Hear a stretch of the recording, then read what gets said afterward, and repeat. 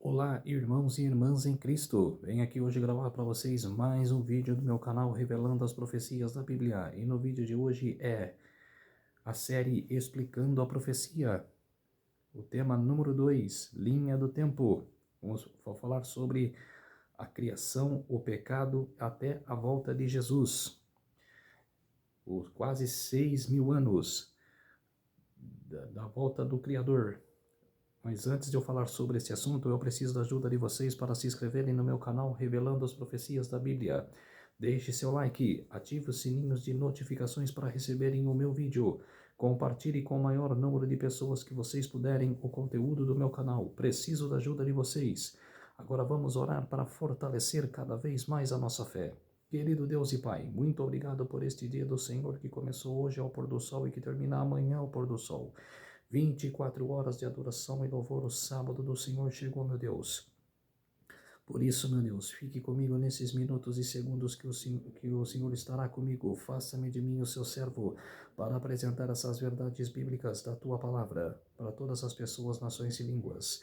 Tudo isso agradeço e peço em nome do meu Salvador, Jesus Cristo. Amém. Então, povo de Deus, vamos lá. Linha do tempo. Aí está, como se fosse um relógio, né? Falando sobre a linha do tempo. Está rodando e cada vez mais chegando perto esta linha do tempo dos acontecimentos que vão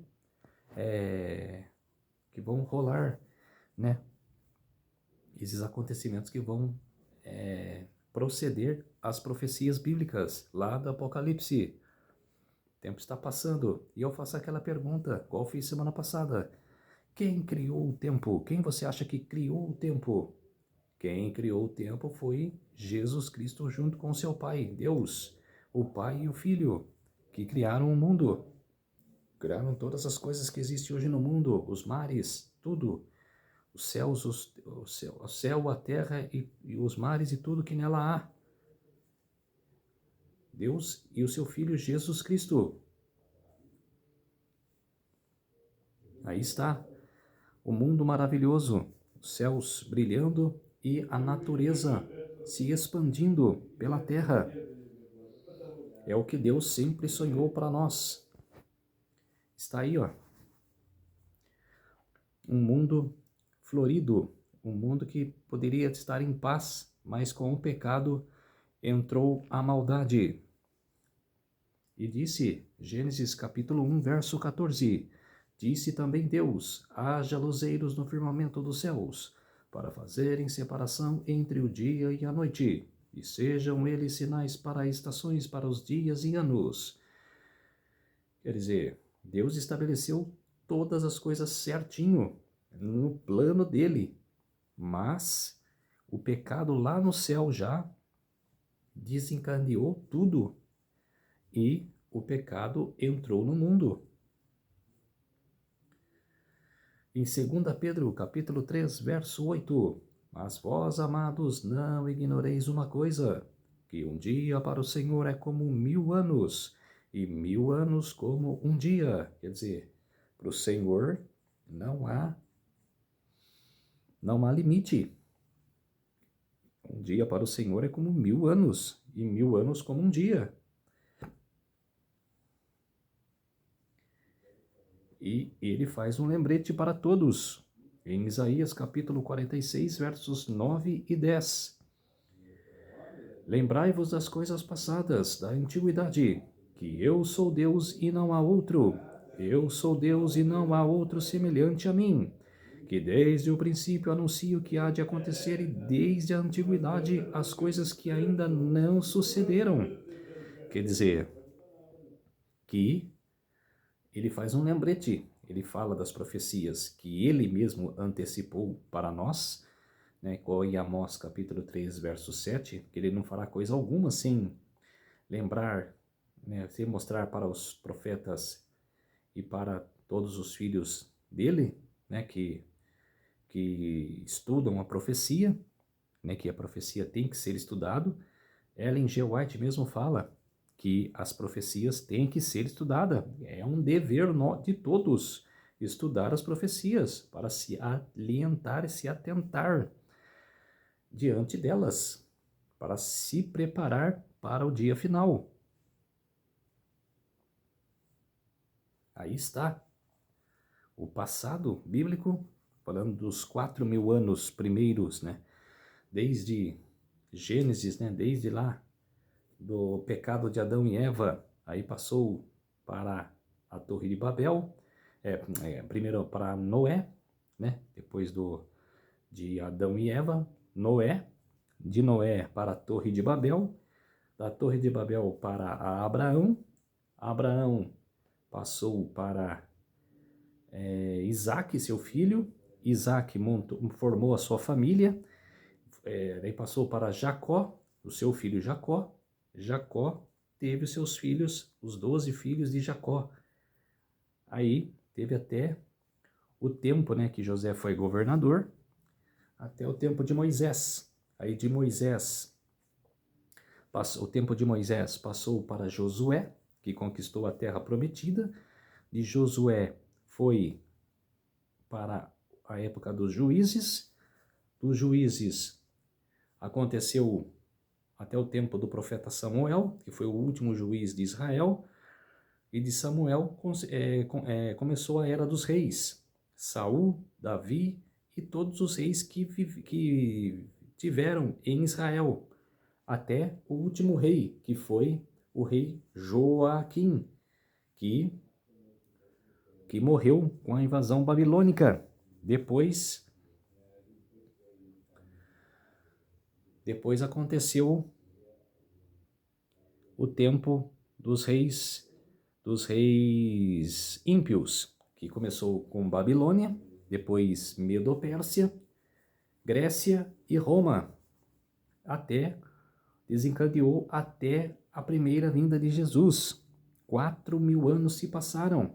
Aí, quando Jesus veio à Terra, começou os próximos 2.000 anos, os últimos 2.000 anos que a Terra tem. A Terra tem 6.000 anos. Então, por isso que ele ele cresceu, ele nasceu de Maria, né? Cresceu junto aprendendo as profissões com seu pai José. Depois começou o seu ministério, 3 anos e meio, aí foi pregado na cruz, morreu, ressuscitou e voltou ao Pai, voltou aos céus. Por isso que o futuro agora é precisamente o dever nosso de saber. Aí o que eu relatei entre Amós capítulo 3, verso 7. Certamente o Senhor Deus não fará coisa alguma, sem primeiro revelar o seu segredo aos seus servos, os profetas.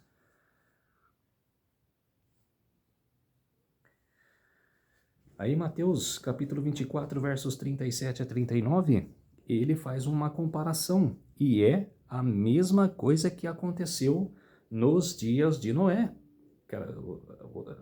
Bota aí nos comentários se você acha diferente o que Jesus falou em Mateus 24, 37 a 39.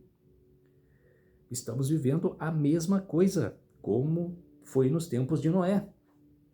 Ele fala, como foi nos dias de Noé, assim também será a vinda do Filho do Homem. Pois nos dias anteriores ao dilúvio, o povo vivia comendo e bebendo, casando-se e dando-se em casamento, até o dia em que Noé entrou na arca, e eles nada perceberam, até que veio o dilúvio e os levou a todos. Assim acontecerá na vinda do Filho do Homem. Quer dizer, só que agora está mais o saber, o conhecimento está escancarado, porque existem as igrejas que levam a palavra. Tem a Bíblia Sagrada, que as pessoas podem pegar para ler, para estudar. Na época de Noé não tinha isso. Era só Noé pregando por 120 anos.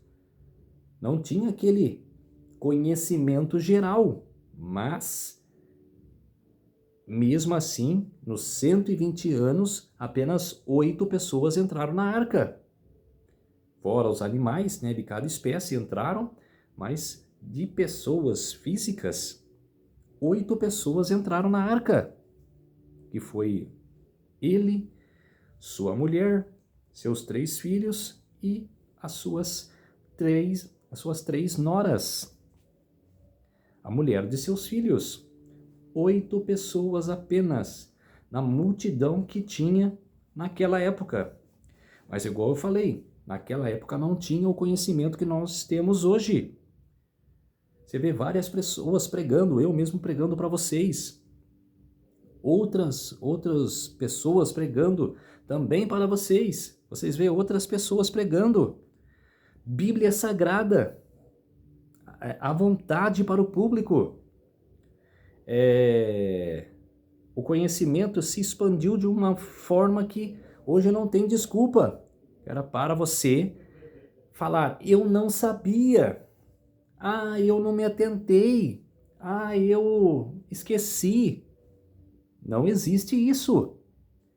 Não tem desculpa. Hoje nós temos o conhecimento maior do que tinha na época de Noé, que as pessoas tinham na época de Noé. Jesus Cristo é o mesmo ontem, hoje e eternamente, com certeza. Isso está em Hebreus capítulo 13, verso 8. Jesus não muda, Deus não muda com ninguém. Deus é sempre o mesmo, ontem, hoje e eternamente. Porque eu, o Senhor, não mudo. Malaquias capítulo 3, verso 6. Aí você pode confiar. Não confie em coisa errada. Confie em coisa certa. Existe algum aviso de Deus quanto ao tempo do seu retorno? Com certeza. Claro que existe. Aí tem o meu xará, Guilherme Miller, lá no século XIX, lá para os meados de 1830, que ele começou a estudar as profecias, um pouquinho antes de 1830, anos antes que ele começou a estudar, porque, na verdade, Guilherme Miller, ele queria desafiar a Bíblia Sagrada. A família dele era batista, mas ele era um pouco da tradição da família, era batista, mas ele era mesmo, na verdade, um ateu. Ele não queria muito saber das palavras de Deus, não. E ele queria desafiar a Bíblia Sagrada. E ele pregou, falou, agora eu vou desafiar a Bíblia. E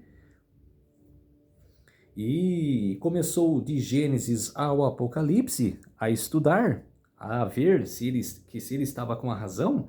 Ele viu que ele não estava com a razão. Ele viu que estava errado, que a Bíblia estava certíssima. Então, ele, no erro, começou a estudar loucamente. O que aconteceu? O Espírito Santo, ao redor dele, mostrou para ele o conhecimento das profecias, o conhecimento dos estudos da Bíblia. E olha que ele fala, olha que Ellen G. White fala sobre ele. Com intenso interesse, estudou os livros de Daniel e Apocalipse, que nós devemos também estudar. Daniel e Apocalipse é um livro só. Daniel é a profecia, Daniel é a profecia e o Apocalipse é a revelação da profecia. Ele revela a profecia que está em Daniel. Se você estuda as profecias de Daniel e não entende, Apocalipse mostra para você. Então eles são um livro só. Daniel e Apocalipse é apenas um livro, empregando os mesmos princípios da interpretação que há para demais partes das Escrituras. E descobriu, para sua grande alegria, que os símbolos proféticos podiam ser compreendidos. Se você estudar, se você tiver um interesse nos estudos, você descobrirá o que significam os símbolos proféticos. Então, quer dizer que nós também devemos estudar Daniel e Apocalipse. É o nosso dever estudar esse livro. E ela continua. Viu que as profecias já cumpridas tiveram cumprimento literal, que todas as várias figuras, metáforas, parábolas e símiles, e etc., ou eram explicados em seu contexto, ou termos em que eram expressos se achavam entendidos literalmente. Ele foi se aprofundando nos estudos. E ele disse: fiquei assim convencido de ser a Escritura Sagrada um conjunto de verdades reveladas, tão claras e simplesmente apresentadas que o viajante, ainda que seja um louco, não precisa errar. No livro Bliss. Aí ela continua. Elo após elo da cadeia da verdade recompensava seus esforços, enquanto passo a passo divisava as grandes linhas proféticas. Anjos celestiais estavam a guiar-lhe o espírito e a abrir as escrituras à sua compreensão. O grande conflito na página 320. Se você está em dúvida, se você pega a Bíblia Sagrada e começa a estudar as profecias, começa a estudar Daniel e Apocalipse, anjos celestiais também vão estar ao seu redor. Vão estar te ajudando. O Espírito Santo estará ao seu redor para você ter o conhecimento da profecia, para você entender as profecias.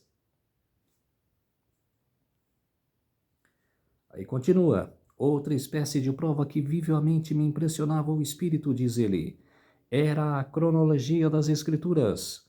Notei que os acontecimentos preditos que se haviam cumprido no passado muitas vezes ocorreram dentro de um dado tempo.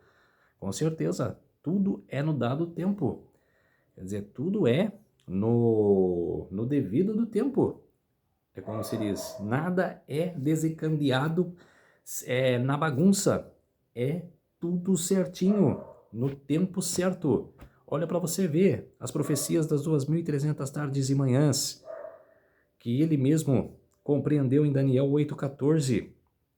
Começou lá em 457 a.C., com a ordem de levantar um muro de Jerusalém. Depois, teve 49 anos de construção. Em 408 terminou a obra. Depois de 408 aí passou 62 semanas até o ano 27 de nossa era, que foi o batismo de Jesus. Ó, para vocês verem, 408 a.C. passou até o nascimento de Cristo, o nascimento de Cristo até o seu batismo, no ano 27. Quer dizer, 62 semanas se passaram. E de 27 até 34 seria o ministério de Jesus. Mas Daniel fala, o sacrifício foi tirado, foi cortado, que apenas 3 anos e meio teve o seu ministério, no ano 31. No ano 31 até o 34 foi o derradeiro limite para o povo israelita, para o povo hebreu, para Jerusalém, que de 457 até o ano 34, 490 anos se passaram, que o povo judeu tinha de se arrepender e voltar para Cristo, mas isso não aconteceu, e tudo numa cadeia de tempo. Depois de o ano 34 até 1844, se passaram-se 1810 anos.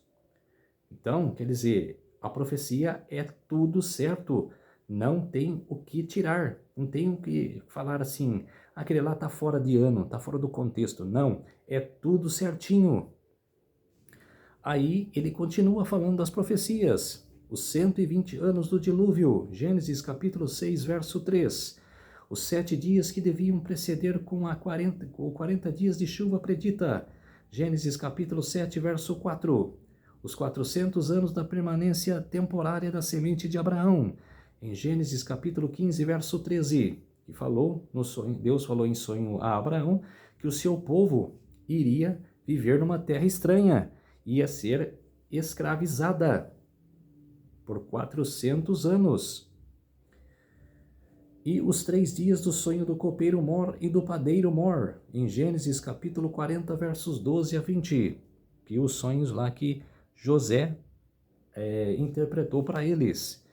E também ele continua, os 7 anos de Faraó, em Gênesis capítulo 41, versos 28 a 54, e os 40 anos no deserto, Números capítulo 14, verso 34, quer dizer, dos 7 anos do Faraó, que o sonho do Faraó, né, que José interpretou, que os 7 anos seria de fartura para o povo do Egito, e depois os outros 7 anos seria de fome tremenda, escassez de alimento. E os 40 anos no deserto foi a rebeldia dos hebreus lá no deserto, né, que quando os 12 espias foram vigiar a terra e ver se a terra era boa ou não, e viram que a terra era boa, mas apenas Josué e Calebe, dos 12 espias, foram para a terra prometida, e os outros 10 tiveram rebeldia, blasfemaram contra Deus. Falaram que, se vocês verem esse texto lá no Números 14, 34, vocês vão ver que eles falam: devíamos de voltar para o Egito. Quer dizer, deu preferência ao Egito. Quer dizer, foram rebeldes. Então, por isso que Deus falou para Moisés que os 40 dias que os espias ficaram espiando a terra, e eles iriam passar 40 anos, 40 dias em profecia, 40 anos, iriam ficar vagando no deserto. E os 3 anos e meio de fome, em 1 Reis, capítulo 17, verso 1. Quer dizer, que em Lucas, capítulo 4, verso 25. Quer dizer, que isso aconteceu na época de Elias. Elias viu que o povo de Israel estava se idolatrando a Baal, e era por intermédio de Jezabel, que estava casada com o rei Acabe, estava idolatrando o povo israelita, e por isso ele jogou essa profecia dos 3 anos e meio de fome, os 3 anos e meio sem chover, e a maioria dos alimentos hoje depende da chuva, né? Cultiva da chuva. Por isso, naquele tempo, não existia supermercados, não existia como tem hoje. Então, quer dizer, ficou 3 anos e meio sem chover. E o cativeiro de 70 anos do povo israelita, do povo hebreu, lá na Babilônia, porque ficaram na idolatria de falsos ídolos, e Deus puniu, chamou um reino pagão para oprimir o seu povo. E os 7 tempos de Nabucodonosor, quer dizer, a loucura de Nabucodonosor, em Daniel capítulo 4, versos 13 a 16, que ele teve um sonho e Jesus apareceu para ele em sonho e falou para ele se arrepender de seus pecados, ser mais gentil com as pessoas, ter um reino próspero.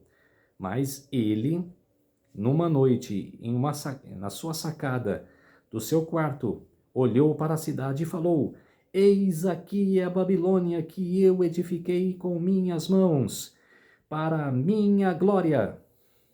Quer dizer, no mesmo momento, Jesus chamou Nabucodonosor e o levou para o campo, viver 7 tempos como animal.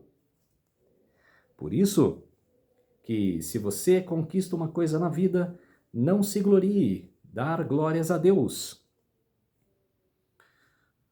Aí continua o texto. As 7 semanas, 62 semanas, assim a semana, prefazendo 70 semanas, determinada aos judeus. Daniel capítulo 9, versículos 24 a 27, que eu falei das 2.300 tardes e manhãs.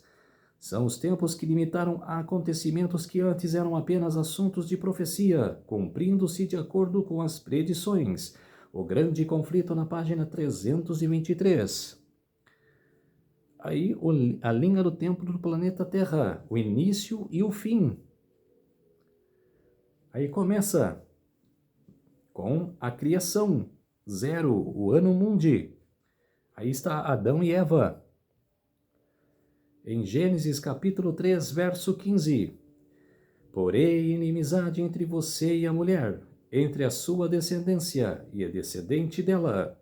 E ele lhe ferirá a cabeça, e você lhe ferirá o calcanhar.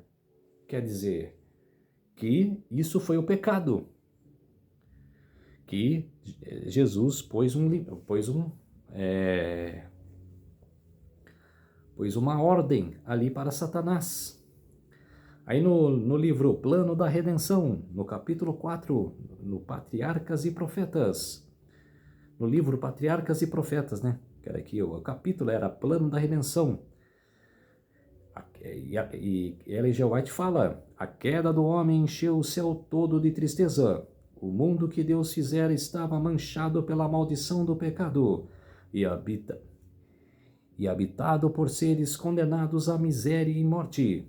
Não parecia haver meio pelo qual pudessem escapar os que tinham transgredido a lei. Quer dizer, que desde lá a rebeldia do céu de Lúcifer e levou 1/3 dos anjos, quer dizer, ali mesmo começou o primeiro pecado, né? O pecado de Adão e Eva foi um acontecimento aqui na Terra, que Jesus queria que ele fosse o patriarca aqui na Terra, que levasse, que conduzisse o povo de Deus ali no Jardim do Éden, né, que procriasse e ali mesmo ficasse, né, com Eva, e o povo se extensendo, né, que ia, como se diz, estabelecendo ali, mas com o pecado não deu certo o plano de Deus. Aí continua: o plano da salvação fora estabelecido antes da criação da terra, pois Cristo é o Cordeiro morto desde a fundação do mundo. Exatamente. Quando Adão e Eva pecaram, Cristo já é o Cordeiro morto, que ele sabia que ele tinha que vir à terra para morrer por todos nós. Apocalipse 13, verso 8. Foi contudo uma luta mesmo para um rei do universo, entregar seu filho para morrer pela raça culposa. Mas Deus amou o mundo de tal maneira que deu o seu Filho unigênito, para que todo aquele que nele crê não pereça, mas tenha a vida eterna. João capítulo 3, verso 16. Aí está. Desde o Velho Testamento, né? Adão e Eva lá no Jardim do Éden, depois o tabernáculo de Deus fazendo o sacrifício dos cordeiros apontando para Jesus e o verdadeiro Cordeiro de Deus morrendo na cruz. João Batista, quando viu Jesus vindo a João Batista declarou: eis o Cordeiro de Deus que tira o pecado do mundo. Quer dizer, se o Jesus não fosse o Cordeiro, João Batista não falava assim. João Batista, vistou Jesus, olhou para Jesus e falou: eis o Cordeiro de Deus que tira o pecado do mundo. Quer dizer, o verdadeiro Cordeiro morreu e ele fez igualzinho o que fazia com o sacrifício do Cordeiro, que o sumo sacerdote fazia. Separava o Cordeiro do bode. Primeiro, o bode era levado ao deserto, porque era Azazel, era Satanás, era levado para o deserto para morrer ali. Então se fazia o sacrifício do cordeiro, porque o cordeiro era separado antes. E o que Jesus fez quando entrou com um jumento em Jerusalém, no meio da multidão, e viu, e devagarzinho foi se separando do povo, igualzinho fazia o Cordeiro do Antigo Testamento. Ele se separou do povo, e quando o povo lembrou de Jesus, ele já estava em outro lugar. Quer dizer, o Cordeiro se separou. Ele fez igualzinho no ano 31. E foi num domingo antes, foi na semana que ele morreu. No domingo ele entrou com o jumentinho em Israel, fez isso. Na quinta-feira morreu, foi traído por Judas. E na sexta-feira foi pregado às 9 da manhã na cruz. E como era no Antigo Testamento? Quando o cordeiro morria? Às 9 da manhã e às 3 da tarde. E o que aconteceu na morte de Jesus? Foi pregado às 9 da manhã e morreu às 3 da tarde. Quer dizer, igualzinho como fazia o sacrifício do cordeiro. Por isso que ele é o Cordeiro de Deus que tira o pecado do mundo. É o verdadeiro Cordeiro. Aí continua a linha do tempo. Criação do ano mude, né? 0. Aí vem o pecado. Passou-se aí 4.000 anos até a primeira vinda de Jesus. Estamos agora no cumprimento dos quase 2.000 anos. Dos últimos 6.000 anos. No livro Grande Conflito, na página 370, fala: daquele dia e hora ninguém sabe, nem os anjos do céu, nem o Filho, mas unicamente meu Pai. Mateus capítulo 24, verso 36. Jesus falou na terra para os discípulos, quando ele estava aqui, que ele não sabia, quem somente sabia era o Pai. Mas hoje ele já sabe o dia e a hora que ele vai vir. E não é difícil de saber. As profecias estão acontecendo. Quando ele virá? Depois do povo escolhido ser escolhido na pregação dos 144.000, vão aceitar o selo de Deus, que é o sábado do Senhor, serão cobertos pelo sangue de Jesus Cristo, e com isso eles vão ganhar a vida eterna, e fechará-se a porta da graça.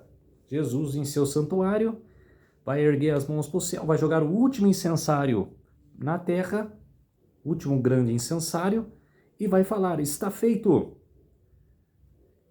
Quem é justo, continue fazendo justiça. Quem é injusto, continue fazendo injustiça. Quer dizer, porque ali se fechou a porta da graça, o Espírito Santo se retirou da terra. Aí vai começar as 6 primeiras trombetas, que é a contrafação de Satanás. Depois das 6 últimas trombetas, a 7ª trombeta vai anunciar o dia e a hora da volta de Jesus. E as pragas vão cair num evento rápido. E na 6ª praga, os ímpios vão perseguir o povo de Deus. E com isso, nessas perseguições, vai se cair a 7ª praga. A 7ª praga vai ser a derradeira, que o conflito vai ser num impacto tão grande que as perseguições vão continuar e as pragas vão caindo. E nisso Jesus volta.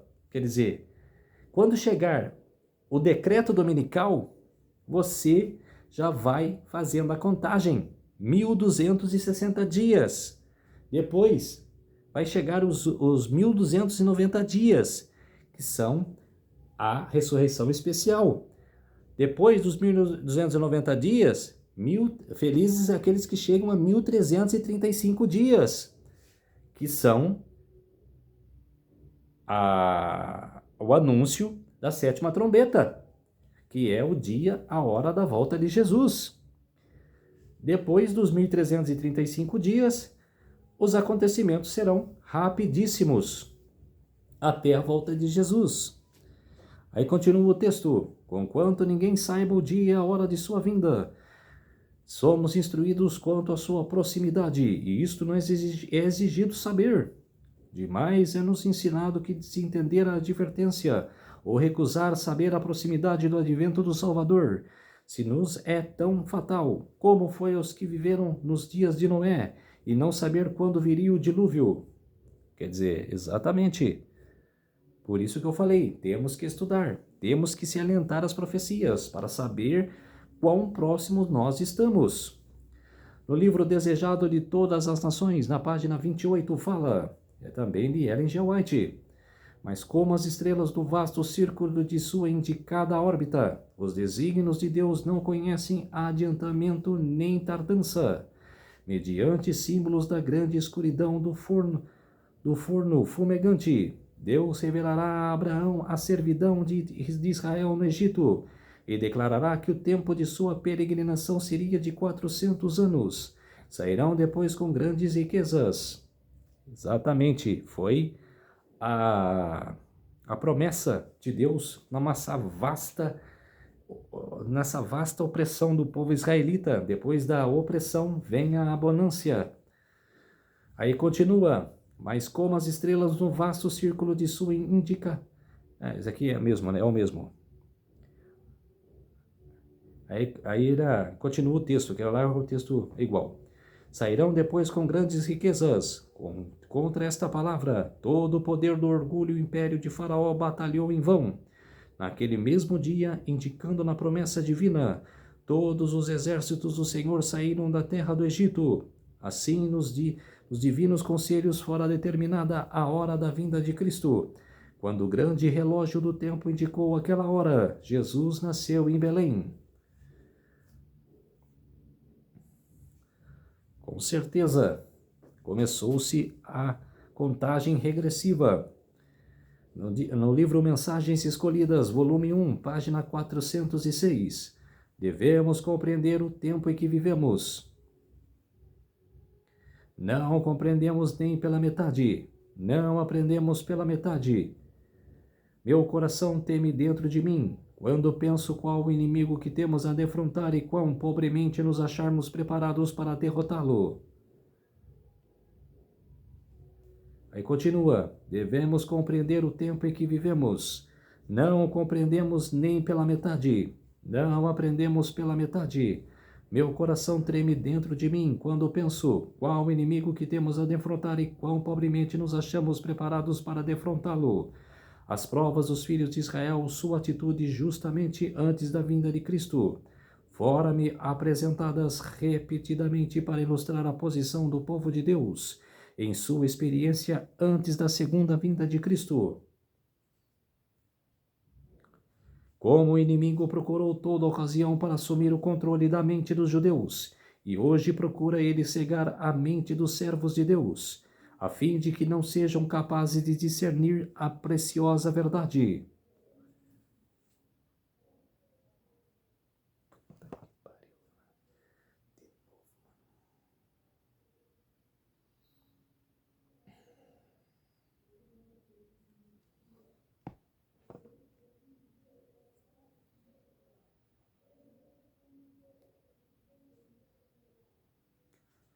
No grande conflito, na página 312, no tempo do primeiro advento de Cristo, os sacerdotes e escribas da santa cidade, que foram confiados aos oráculos de Deus, poderiam ter discernido os sinais dos tempos e proclamado a vinda do prometido. Com certeza, estudaram tanto o Antigo Testamento que não se alientaram quando Jesus veio. Aí continua: a profecia de Miqueias designou o lugar de seu nascimento. Miqueias capítulo 5, verso 2. Daniel especificou o tempo em que viria. Daniel capítulo 9, verso 25. Deus confiou essas profecias aos seus dirigentes judeus. Estariam sem desculpa se não soubessem nem declarassem ao povo que a vinda do Messias estava às portas. Sua ignorância era o resultado da pecaminosa negligência. Com profundo e reverente interesse deveriam encontrar-se a estudar o lugar e o tempo e as circunstâncias do grande acontecimento na história universal, a vinda do Filho de Deus, para cumprir a redenção do homem. Todo o povo deveria ter estado a vigiar e esperar para que pudessem achar-se entre os primeiros a dar as boas-vindas ao Redentor do mundo.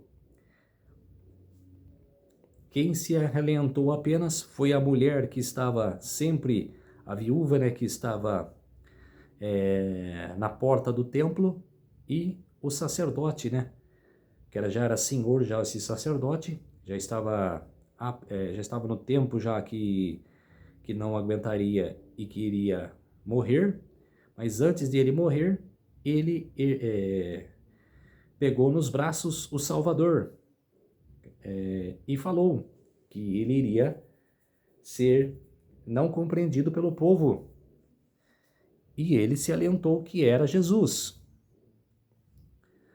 Oh, que lição encerra a maravilhosa história de Belém, quando ela reprova a nossa incredulidade, nosso orgulho e amor próprio, quanto nos adverte a nos precavermos para que não aconteça que, pela nossa criminosa indiferença, deixemos também de discernir os sinais dos tempos e, portanto, não conheçamos o dia da nossa visitação. Exatamente, aí está. A terra de Israel, né? Os montes, a maravilhosa vista de que Deus criou esse mundo. Aí está a vista da grande cidade, né? De uma grande cidade, uma vista boa. Aí está Daniel explicando para Nabucodonosor o sonho de Daniel capítulo 2 da estátua assustadora, falando sobre os impérios que viriam à terra, né? Dos reis, dos impérios que viriam à terra, que era a própria Babilônia mesmo, né? Depois, a cabeça de ouro é Babilônia, os peitos e os braços de prata era a Medopérsia, o quadril de bronze era o reino da Grécia, as pernas de ferro era o reino de Roma, Roma imperial, e os pés, como de ferro e de barro, seriam as 10 nações europeias que oprimiriam Roma ocidental, as 10 tribos bárbaras. Daniel capítulo 2, verso 45. O grande Deus estava revelando ao Senhor o que vai acontecer no futuro. Aí está a grande estátua assustadora. A cabeça de ouro, igual eu falei, era a Babilônia. Os peitos e os braços de prata, que era um reino inferior à Babilônia, que seria a Medopérsia. Aí o quadril de bronze, que era o reino da Grécia, né? Alexandre o Grande. Depois o reino dele dividiria-se em 4 generais, em 4 reinos. E as pernas de ferro, que seria o Império Romano, né? Roma Imperial, que no tempo de Jesus, né? Jesus foi morto, né, pelos romanos. Aí está os pés de ferro e de barro, as 10 tribos bárbaras. O ferro é um reino forte e o reino de barro são os reinos fracos, né? Não se misturarão. Aí Babilônia reinou de 605 a 539, Medopérsia reinou de 539 a 331, Grécia reinou de 331 a 168, Roma reinou de 168 a.C. até 476 depois de Cristo. Foi o reino que mais imperou aqui na Terra, que reinou aqui na Terra. E os países divididos, né? Lá de 476 depois de Cristo, na nossa era, até a volta de Jesus. Aí está a linha profética. Babilônia, Medopérsia, Grécia, Roma e países divididos. como já falei, a profecia é a história escrita antecipadamente. Aí está, sequência dos impérios mundiais, como já relatei. E veio outro império, pequenininho, mas que veio para fazer estrago. E os santos lhe serão entregues nas mãos, por um tempo, 2 tempos e a metade de um tempo. Daniel capítulo 7, verso 25. Aí está o chifre pequeno que apareceu lá, no animal terrível e espantoso, no reino de Roma. Em 538 d.C., o bispo de Roma é nomeado como líder de todas as igrejas pelo imperador Justiniano. Aí 538, aí a sua derradeira, né, a queda do império em 1798, pelo Napoleão Bonaparte, pelo seu general Berthier, que foi até Roma e prendeu o Papa Pio VI. Aí está, Daniel capítulo 7, a linha do tempo. Aí já com uma ilustração do Daniel 2, com a imagem da estátua, e no capítulo 7 ampliou-se o conhecimento. Como eu falei, em Daniel capítulo 2, o ano foi do ano 539, do ano 605 até o ano 476. No tempo de 476, com as 10 tribos bárbaras. Parou ali Daniel 2. Agora, de Daniel 7, que foi ampliando. Aí foi de 476 até o ano 1844. Olha como avança. Fala que Daniel é repetitivo? Não, Daniel é a mesma profecia, mas avança. Daniel 2 foi do ano 605 até o ano 457, deixa eu ver aqui. 476, desculpe, 476.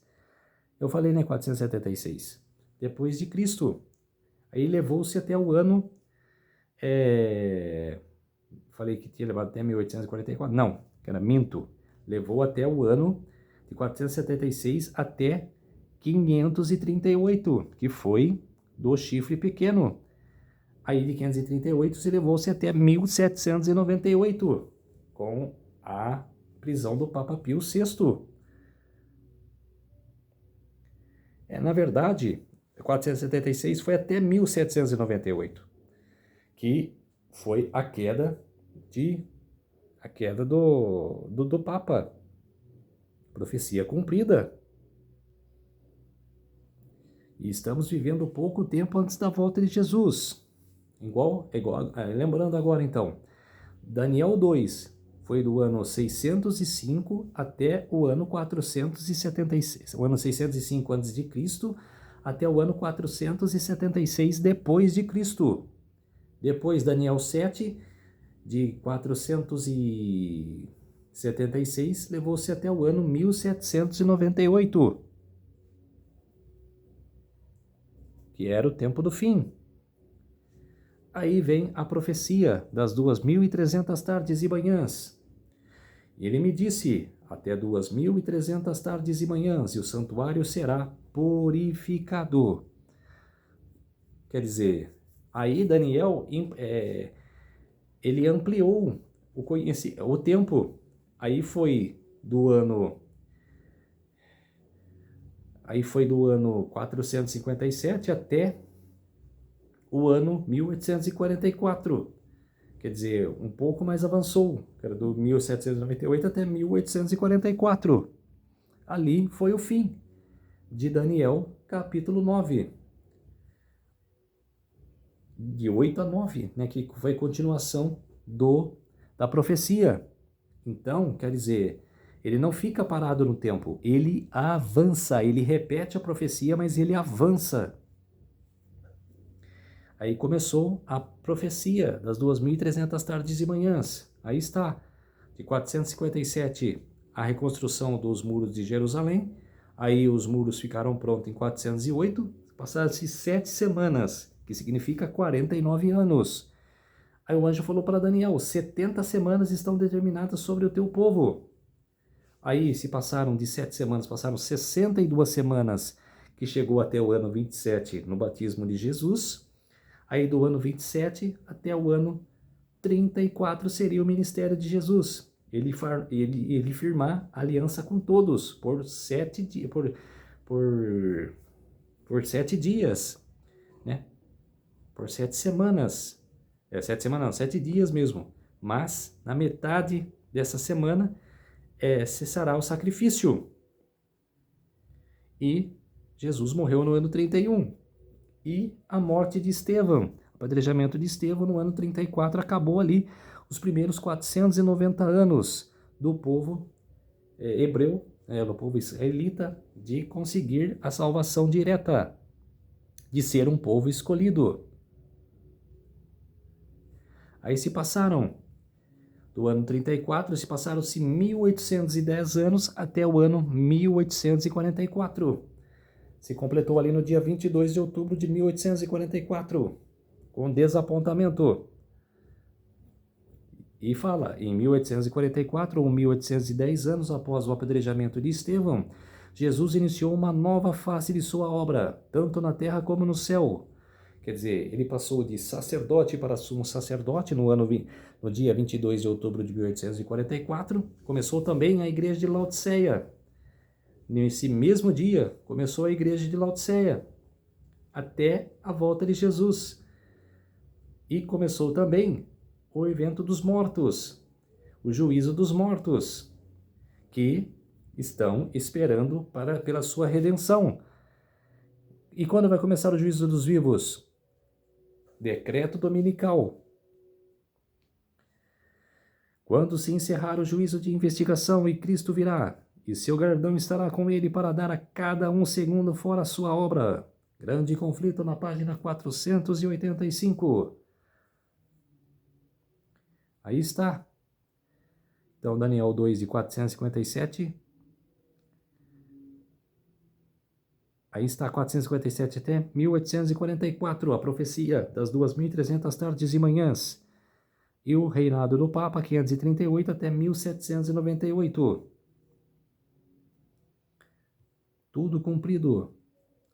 Aí o julgamento de 1844 até o fechamento da Porta da Graça. Quer dizer, aquela visão de Daniel capítulo 7 era o cumprimento do dia 22 de outubro de 1844. Que aquele julgamento que ele viu, do filho estar sentado no trono ao lado do pai.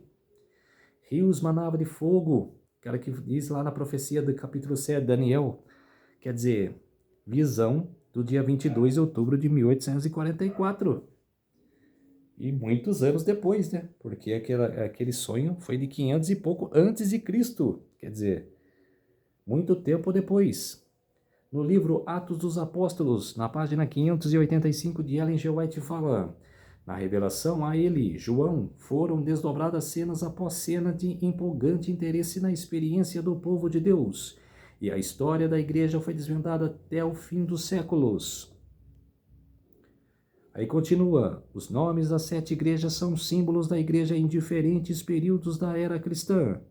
O número 7 indica a plenitude e simboliza o fato de que as mensagens se estendem até o fim do tempo, enquanto os símbolos usados revelam o estado da igreja nos diversos períodos da história do mundo. Aí fala, Éfeso, do ano 31 ao ano 100, desejável.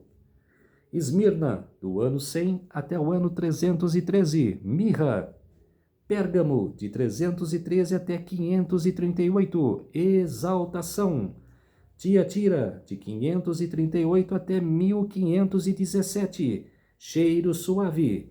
Sardes, de 1517 até 1798, canto de alegria. Filadélfia, de 1798 até 1844. E Laodiceia, Filadélfia, amor fraternal. E Laodiceia, 1844 até a volta de Jesus, julgamento do povo. Aí está as datas da linha profética, profecia cumprida. No livro Testemunhos para a Igreja, volume 4, na página 592, fala: pela investigação meticulosa das profecias, entendemos onde estamos na história do mundo. Sabemos com certeza que a segunda vinda de Cristo está próxima. O resultado dessas investigações deve ser trazido perante o mundo através da imprensa. Exatamente, ser proclamada a mensagem. Aí, no livro bíblico, no Atos, capítulo 17, versos 30 a 31. Ora, não levou Deus em conta os tempos da ignorância. Agora, porém, notifica aos homens que todos e em toda parte se arrependam, porquanto estabeleceu um dia em que há de julgar o mundo, com justiça por meio de um varão que destinou e acreditou diante de todos, ressuscitando dentre os mortos. Exatamente, que nós devemos de se alientar ao tempo. Aí fala, existe algum aviso de Deus quanto ao tempo de seu retorno? Com certeza, claro que existe. Aí no livro Grande Conflito, na página 370, conquanto ninguém saiba o dia e a hora de sua vinda, somos instruídos quanto à sua proximidade, e isto nos é exigido saber. Com certeza, é a nossa obrigação. Aí no livro Serviço Cristão, na página 77, os que se colocam sobre a direção de Deus para ser por ele guiados, compreenderão a constante corrente dos acontecimentos que ele ordenou.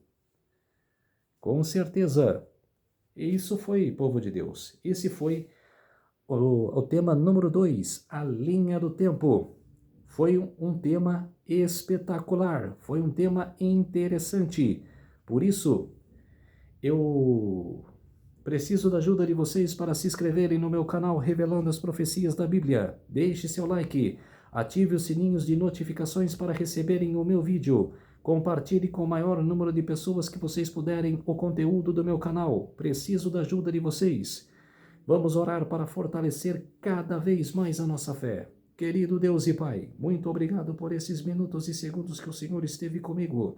Fez-se de mim o seu servo, para apresentar essas verdades para todas as pessoas, nações e línguas. Tudo isso eu agradeço e peço em nome do meu Salvador Jesus Cristo. Amém. Então, povo de Deus, um feliz sábado a todos e até o próximo vídeo. Tchau!